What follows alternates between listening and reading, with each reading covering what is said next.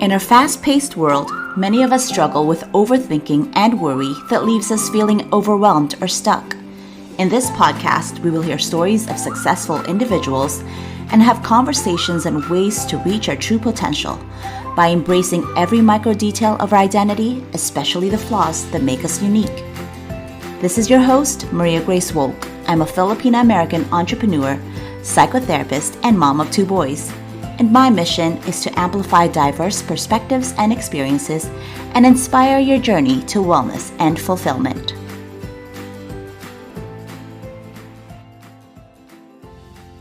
Hi everyone, welcome back. This is Maria Grace, and here with me today is a special guest, a friend and a colleague, Christine Melendres. She is a mother of 2 young kids, a licensed clinical social worker here in the Bay Area, and she's the founder of Sweet Mango Therapy Group Practice, providing teletherapy in the San Francisco Bay Area here in California. She helps high-achieving young professional women of color who struggle with anxiety and trauma find clarity and reclaim their self-worth. She's here with us to share her personal story of being a special needs mom, her struggles and her wins. So I'm excited for you guys to meet her. Let's dive right in. Hi, Christine. Thank you so much for joining me here today. I'm super excited that you're here.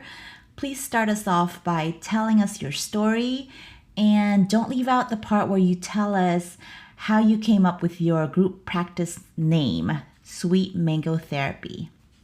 Thank you so much for having me here. I am so excited and honored to be part of your show. My name is Christine Ann Melendres, and I am a licensed clinical social worker and founder of Sweet Mango Therapy Group, Inc. I'm a wife, mother of 2, and I am a Filipina American, born in the Philippines and immigrated here when I was 3.5 years old. So I was born in a province called Zambales. And I was born in the capital, Ibat, and they are known to have the sweetest mangoes. And I actually looked this up, and it's actually in the world Guinness Book of World Records. Really? They have the sweetest mangoes in the world. It's called the No Sweet way. Industry. Yes. I have to try it. Yes, you'll have to try it. It's so good. So I wanted to go back to my roots and, have some sense of identity in the practice. We serve women, particularly women of color and their families. And that's why I named it. I grew up in the Bay Area in Daly City with lots of Filipinos and a close-knit family. My parents are nurses. In fact, a lot of my family members are in the medical field, and my brother and sister are also nurses. And I met my husband in my 20s through a church retreat, actually, and he is from the East Bay, and we married in 2006, and have 2 beautiful children. Thanks for that introduction, Christine. So, a few years ago, you were given some news that impacted your life. Can you please tell us about this? Sure, yes. So I am a special needs parent. And so, in life can throw just curveballs here and there, right? It's just like, that's really what happened. I had my first child in 2013. Mm-hmm. And sweet, sweet, sweet boy, Lucas. So empathetic. He's always smiling and laughing. And I did not see any signs of, developmental delay. Mm-hmm. And, I'm trained for this, right? Mm-hmm. And so I guess by age 2, I was getting concerned because he was having some speech delay. Like, what's going on? My son is not talking. Right. And so I had him evaluated, and he started speech therapy. It was too early to tell if he had autism, but the speech therapist did say some concerns, and that's when it really hit me. And it wasn't until he was 2.5 I remember the month, it was July 2016. I was pregnant with my second child, and he received the diagnosis of autism spectrum disorder. And I was just honestly devastated. I took it really hard. And and I think a lot of it is because I didn't know much about it. And I just wanted to help him. And honestly, this may sound really taboo for folks to hear, but looking back, I think I was grieving. I was grieving losing a child that I thought I was going to have. Does that make sense? Absolutely makes sense. Yes, many autism parents grieve when their child is first diagnosed with autism. There's that sense of loss there, sense of loss of the life you had expected or imagined for your child. This has changed to a different path after hearing that diagnosis. So, yes, all of these emotions are valid. It was really tough, and I think I coped with it by taking action, being the Okay. social work mom, right? Yes. And so I really, looking back, it's really made me a stronger social worker. I've learned to advocate for services. I learned the system inside and out, school Mhm. system, the Medi-Cal system. There's so many systems in place. And really wanted to make sure that he received the proper services so that he can have the best chance and reach his fullest potential. And that was it. So in 2016, it was a hard year, Grace. Like, I was pregnant with Gabriella, and she was born 6 weeks early in August. And it was a time that we were selling our home, getting ready to move into a new home. So God Oh my bless my gosh, husband. I moving. know. I was in the hospital for like a week with Bella because she was born early. So thank God she Uh-huh. survived. He is a fighter. Oh my gosh, yeah, she is. She's amazing. And you're amazing. You had so much going on during that time. I mean, moving and then having this challenging birth and then getting the diagnosis for your son. Can you say more about what's going through your mind? Um, Honestly, it took a long time to sink in. My husband accepted it early on, but for me, it took me some time to accept. Um, I guess, if I were to really be honest, I felt like shame in a way where it's like, okay, how am I going to explain this to my family and friends? What are they going to think of us? And how are we going to get through this? Right. And so it was really hard. But again, what kept me going was recognizing his strengths, and remembering that he's still Lucas. He's more than his diagnosis. His autism is just one part of him. And so once I got past through all of that shame or guilt, that mom guilt, Yeah. because I did go through a period of like, oh my gosh, was this my fault? Definitely. When I was pregnant with Lucas, I had gestational diabetes. Hmm. Um, and I didn't even tell you about this, but I had severe preeclampsia when he was at 36 weeks. So I actually had an emergency C-section Oh my God. the same day that we found out that my blood pressure was going up. So it was really quick. And the next morning, unfortunately, I had to go back to surgery. They had to open me up again because the surgeon that was sewing me up had missed a spot.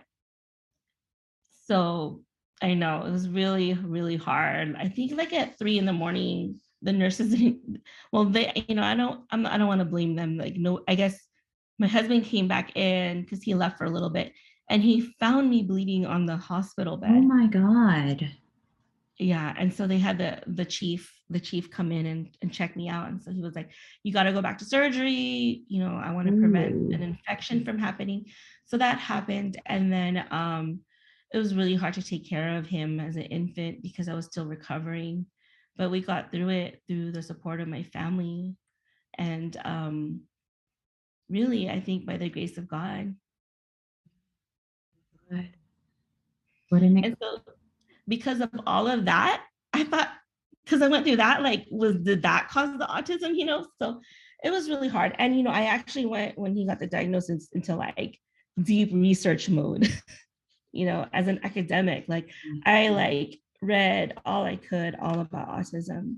And that's kind of like how that was my coping, because I had to get answers and I had to try to know everything. But then it came to a point where, like, you know what, Christine, you can't know everything.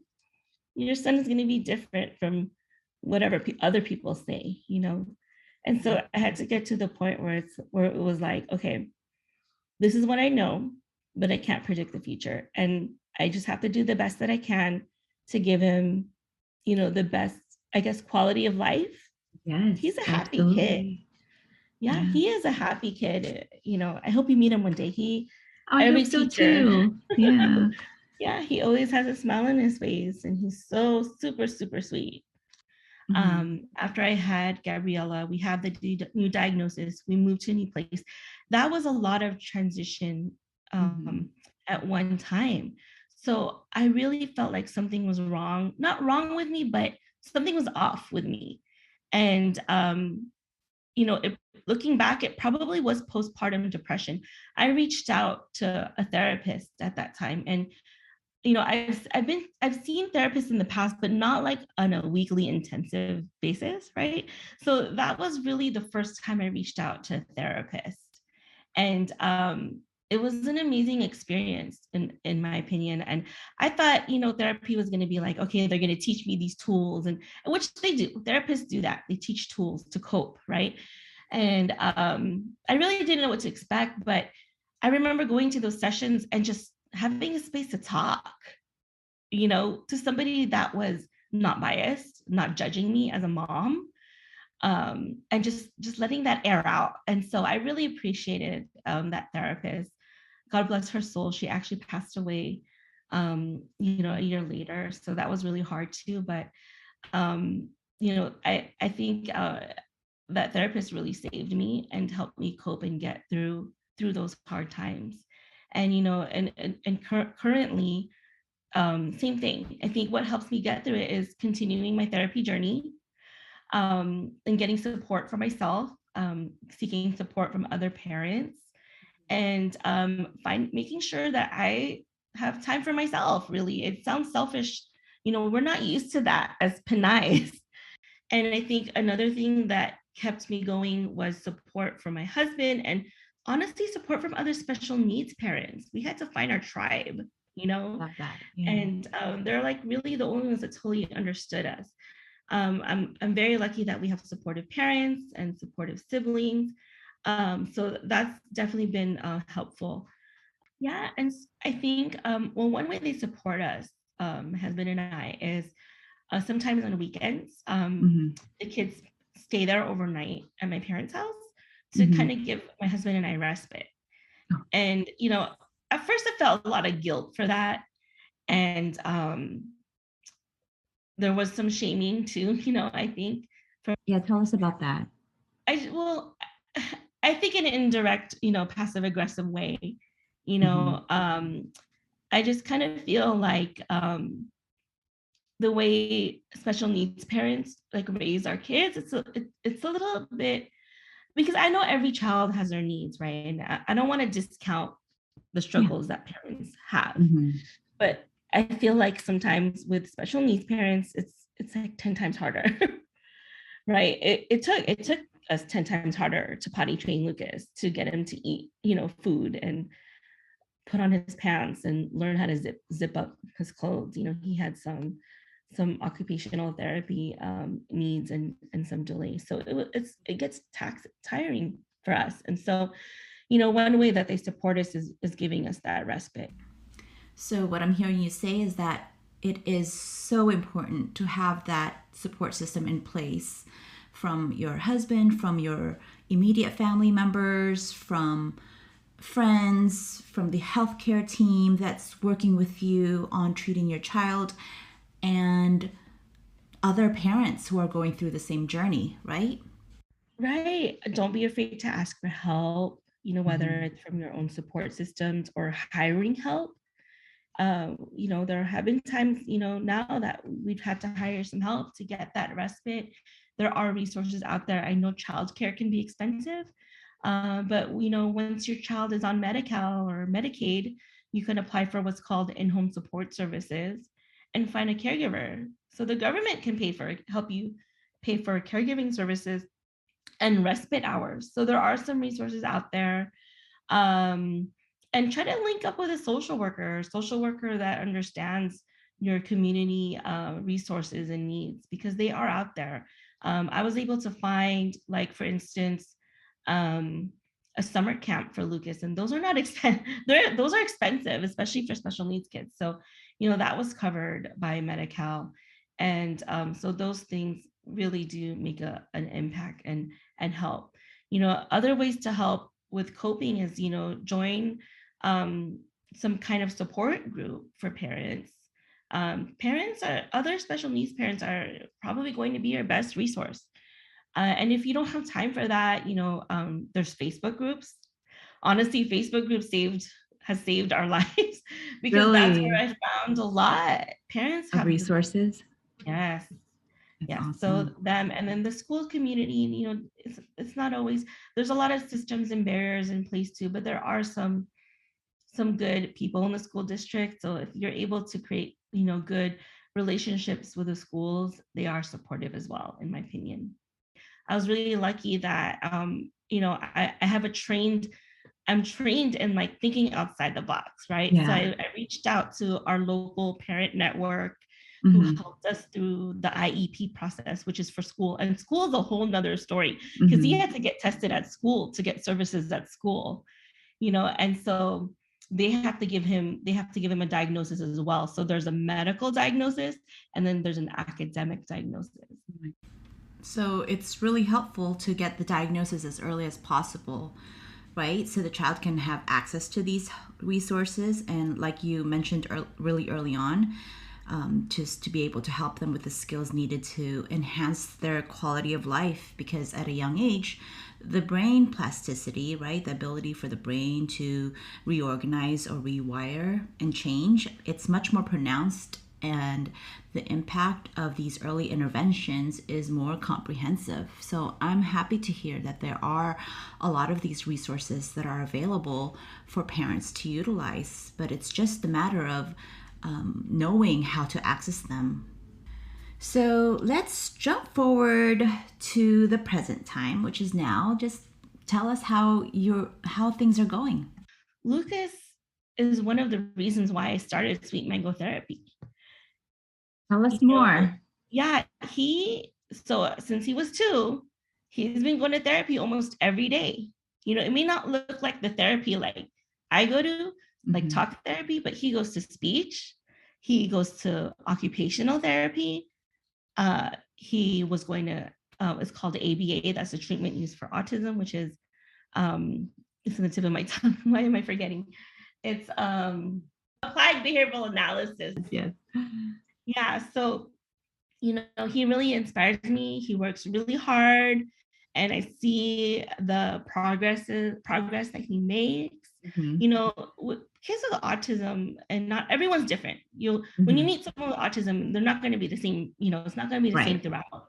And so, things like getting a haircut, or like going to the dentist, or taking a picture, it's hard for him. So, like, every year when it's getting closer to picture day, I read him what's called a social story. And so a social story is basically what it is. It's a story that tells you what to expect. And so he's the type of person that he needs to know what to expect.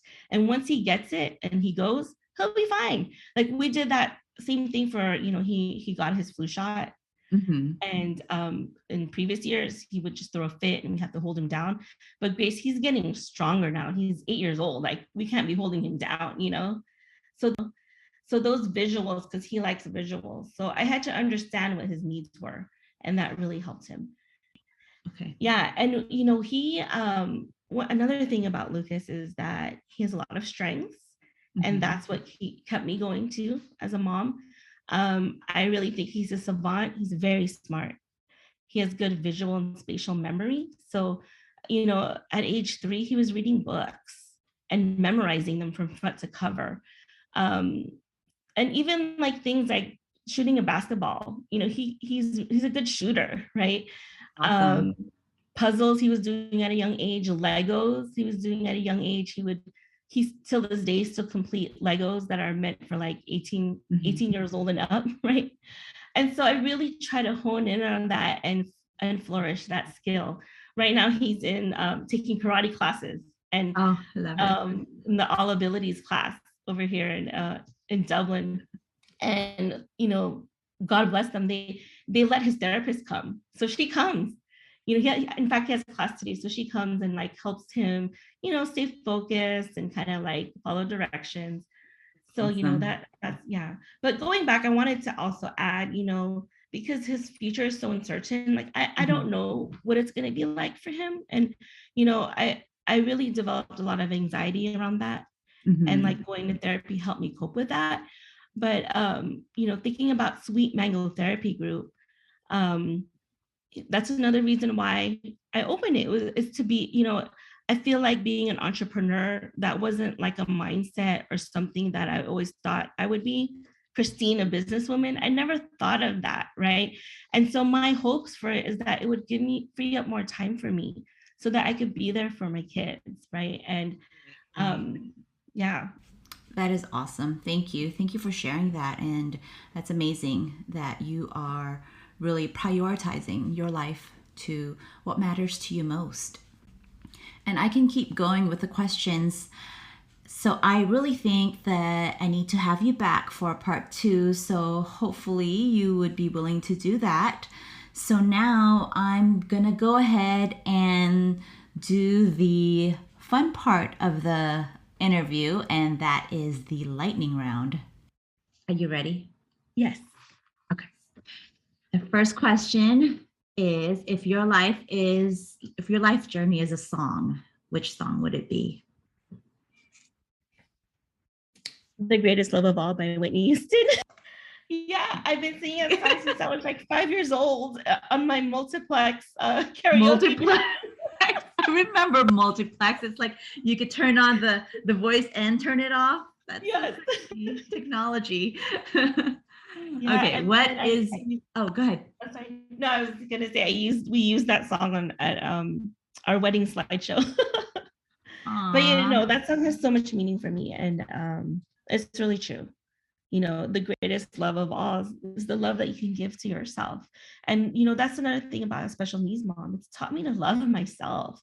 How can I care for these children if I don't put me first? Right. You gotta love yourself first, and that way you can give more to others, right? Right. I love it. Okay. What is your most used emoji? I would say it's the high five. Yeah. With the high five that looks like a prayer, Oh, is this one? That's a high five?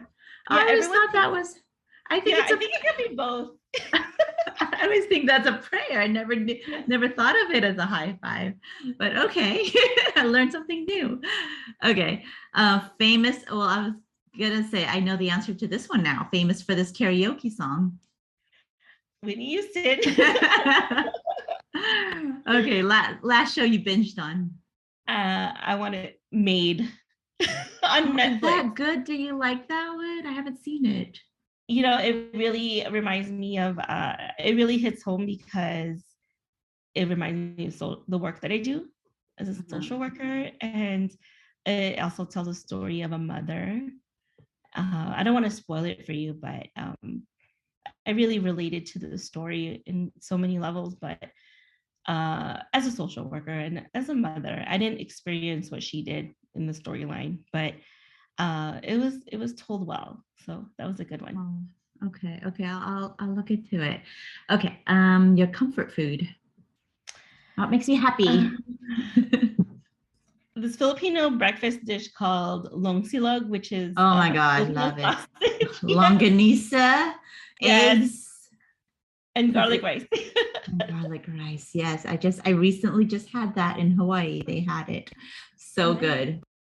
Okay. Name one thing on your bucket list. I would like to travel I would like to go to Maldives. Yes, Is that how me you say it? too. Maldives? Maldives. Is it Maldives Yes. or yeah? I say Maldives. I don't know how other Yeah. people say it. I say Maldives. Oh, that's a beautiful place. The last time you laughed out loud. um, I guess during this podcast. Okay, that counts. One thing you are grateful for. I'm grateful for the challenges that I've had in life, whether it was unexpected or expected. I feel like it's made me definitely a stronger person. It's tested me, and it brings me to a place where I could be fully human. Love that. I, Okay, and your favorite quote. no one can make you feel inferior without your consent, and that's by Eleanor Roosevelt. Why that one? I think growing up in society, I received a lot of messages that I feel like that's made me feel like I was less than or not good enough. And and whether it's through systems or people directly, but I've come to a point where it's like, you know, you teach people how to treat you, and it's in me that I decide what my value is, that I am good enough, and I don't have to prove anything to anybody. And no, you don't. You're right. And thank you for that powerful message that our life is ours alone and ours to define. I appreciate that. And again, thank you for being here with me today and sharing your story. Thank you for all that helpful information. I just know that there are so many parents out there who will find this conversation very valuable. So please tell our audience how we can find you. Definitely, they can go on my website. It's at sweetmangotherapy.com. Mm-hmm. And it's spelled how it sounds, Sweet Mango Therapy. And my email address is info@sweetmangotherapy.com. So it's info@sweetmangotherapy.com. There's a group of us. We have a team of 3. And for me, I specialize in working with high achieving women of color who struggle with anxiety, depression, and trauma, that want to find clarity and reclaim their self-worth. Thank you again, Christine. That is awesome. And thank you for continuing to do amazing things for our community. And I know that there are so many other parents out there who are struggling, and you hearing your story will help them, feel more empowered. Thank you so much. I can't wait for the next one. And thank you for giving me the space to talk about it. I do hope it touches at least one person. I really hope you guys enjoyed that conversation with Christine as much as I have. She is such an amazing person, and I am really looking forward to having her on again sometime this season. So thank you for your time, for listening to this podcast. Until next time, stay kind and own your journey. Bye.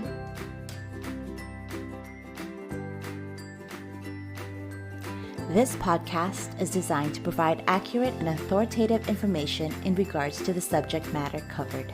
This is given with the understanding that neither the host nor the guest are providing legal, mental health, or other professional information.